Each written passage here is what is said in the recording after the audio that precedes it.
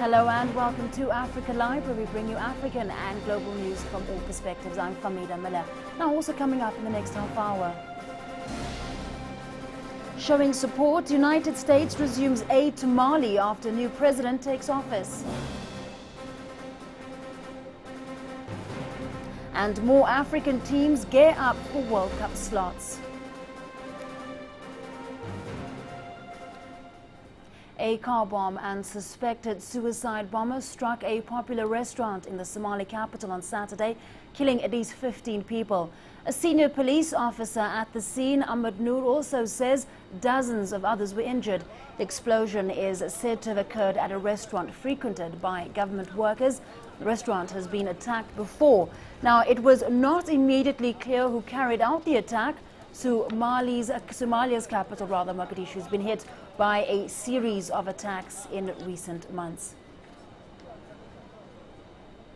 Now, joining us in studio is CCTV's Mohamed Omoge to help us to discuss this further. Welcome, Mohamed.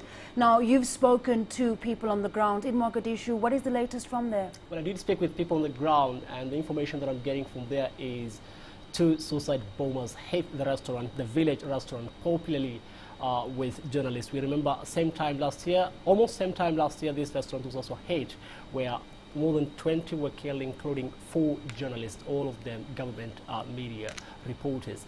We understand the first one hit a blast-laden vehicle with the gates, opening up the gates, scattering security, and the second one went in and exploded himself. We understand close to 15 have been killed, 2 of them women, and 8 are injured. That's the information we have up to now, Farida.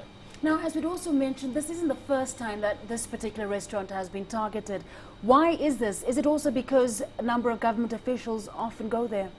Well, I think we first have to address the issue of who is the possible attacker of this restaurant.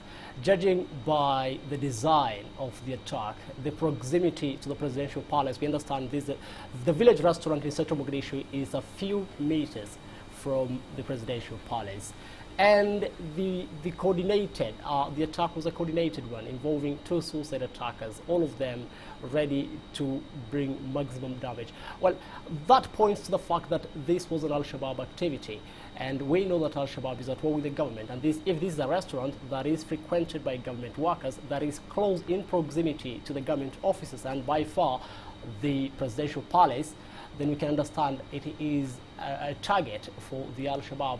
1, to prove a point that they can hit even close to the presidential palace, and 2, that's probably where they can get government officers. That's probably where they can get government, including members of parliament or journalists that work for the government. Therefore, that indeed makes the village restaurant at central Mogadishu quite a spot that is liked by Al-Shabaab. Now, Mohammed, what does this most recent attack tell us about the security situation in Somalia at the moment? Because just as we see some calm, there's another attack, so certainly worrying signs for officials there. Yeah, seriously worrying signs for officials there, but there are 2 issues here. For Mogadishu, there is stability. At least the place is not a battleground as it has been the last 20 years. But then again, we know that in Mogadishu, the major rebel force over there is a guerrilla force, able to take asymmetrical warfare like they have done now, like they have done at the UNDP headquarters in June 16, like they have done with the Qatari officials in May 5, like they have done in April 14th at the Mogadishu law courts. There's a potent threat by the Al-Shabaab, judging by the fact that they use this asymmetrical warfare, this hit and run, suicide blast. That is their mission. Apart from that, the city is relatively stable. We've seen business rise up. We've seen embassies open. It's good for business. And there's a joke in Mogadishu today where people say buying land in central Mogadishu is as expensive as buying land in Manhattan. Land there goes for up to $1 million. That does not scare. These asymmetrical attacks does not also scare the businesses. For people will tell you there are only 2 modes of dying in Mogadishu today. One is accidental. It's a coincidental. You find yourself at the scene of the attack, and that is sheer luck. And the other way is targeted killings. Sometimes we know there are people who are targeted, and when the bullet has your name on it, it must find you. So unlike before, right now people know why they're dying and who is targeting them. So certainly a way to go for officials to contain those type of attacks in Mogadishu. Mohammed, we'll leave it there. Thank you very much for speaking to our very own Mohammed Hamorge, who joined us in studio. Now, the government in the Democratic Republic of Congo says it will return to negotiations with Eastern rebels next week. Regional leaders set a 2-week deadline for peace talks to end and an 18-month-long rebellion. Recent military successes have left the government in a stronger position with the help of a new UN intervention brigade mandated to neutralize armed groups. Congo's army has pushed M23 fighters away from Goma. Congolese President Joseph Kabila opened the Ugandan-hosted talks with the M23 after the rebels briefly seized Goma late last year. However, negotiations stalled as the government pursued a military solution. Now, let's cross live to Jane Kyo, who is standing by in Goma. Jane, now looking at the time you've spent there and that agreement that has just been reached regarding those talks, who is likely to attend?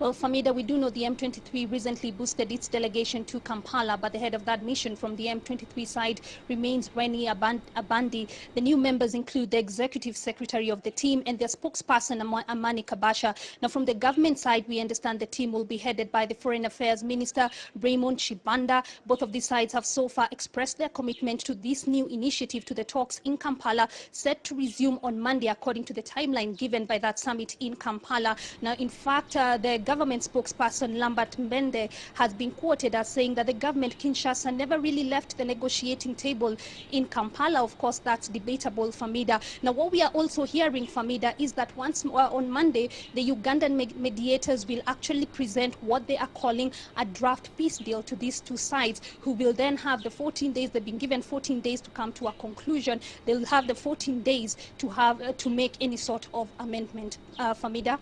Now, Jane, we've also seen mixed reactions from residents in Goma. This isn't the first time that there are attempts at talks that sometimes don't really go anywhere. So is that the reason for pessimism from some of the residents there?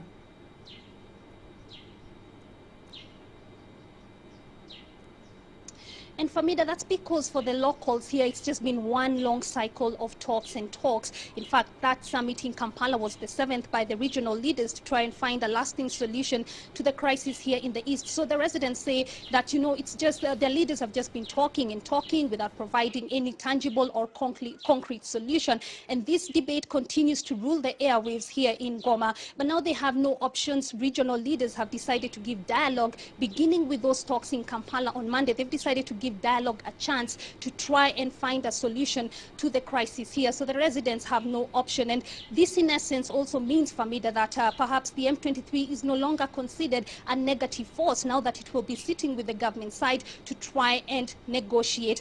The M23 has all along insisted that it's fighting for peace in North Kivu and development, including more hospitals, more schools, and tarmac roads. Of course, many people here disagree. Famida. All right, Jane, thanks very much. This is Jane Kyo live from Goma, looking ahead at peace talks that are due to resume next week. Now, Nigeria's military says it's killed 50 Boko Haram Islamists in response to an insurgent attack on civilians in the northeast. Gunmen suspected to be from the violent Islamist sect opened fire in a market on Thursday in the town of Gajiran, killing 15 people and injuring several others. The violence is the latest to hit Borno State, historically a Boko Haram stronghold, where the military's battled insurgents for the past 4 years. An operation to disarm members of the Seleka rebel movement who overthrew the president in March began this week in the Central African Republic. The police have also been getting back to work after authorities cleared members of Seleka from their offices. The campaign is in response to a surge in robberies, rape and murders, blamed largely on fighters from the Seleka rebel movement. The country's president, Michel Djodotia, has been criticized for failing to rein in his fighters, but his government has repeatedly blamed the violence on other armed groups that are not part of Seleka. Our mission is to disarm those left in the districts with weapons, munitions, still spreading terror among the population. We're not stealing from the Muslims nor the Christians. We're doing the work of disarming people as ordered by the president. The Minister for Interior gave mandate to the general to help police and the gendarmes. Africa Live returns with more just after this quick break, including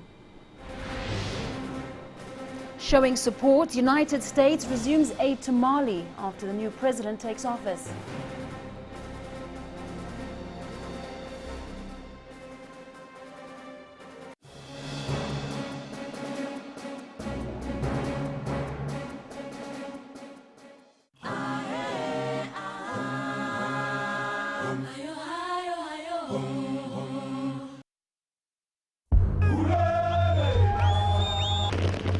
One year after the deadly Marikana shootings, it's worse. the worst in post-apartheid South Africa, labour unrest continues to plague Africa's biggest economy.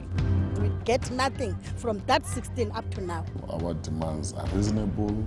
This week, Talk Africa analyses the origins of a potentially explosive problem that could push South Africa to the brink.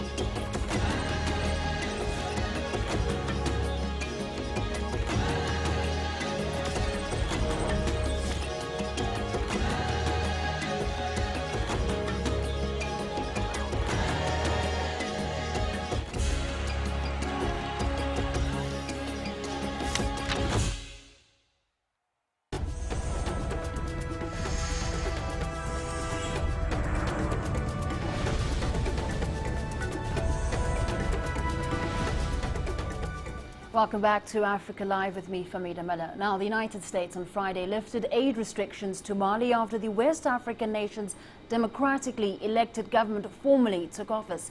U.S. assistance was suspended after a military junta toppled the Malian government in March 2012 and Al-Qaeda-linked militants seized northern cities.